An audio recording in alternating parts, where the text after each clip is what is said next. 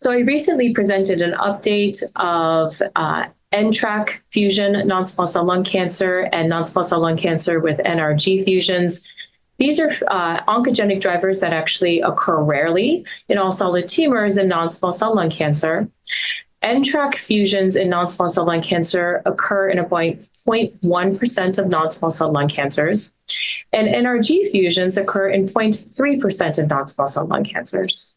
Within NTRK fusion positive non-small cell lung cancers, we now have a couple of different specific tyrosine kinase inhibitor therapies approved by the FDA.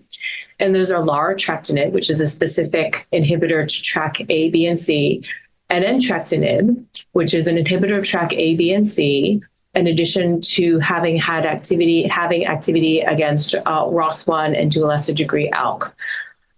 These are highly effective in patients with NTRK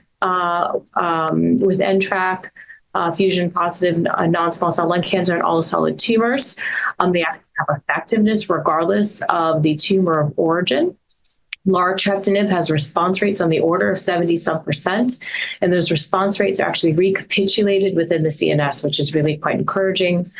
Entrectinib has response rates on the order of about 50-60%, and again, those responses are recapitulated in the CNS, which is really quite encouraging.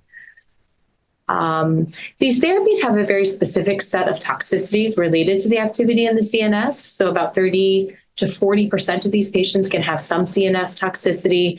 That can be characterized by cognitive impairment, difficulty sleeping, mood disturbances.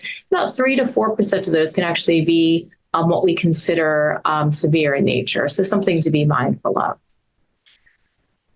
When we think about NTRK fusions, there's always invariably development of resistance, and this is an active area investigation.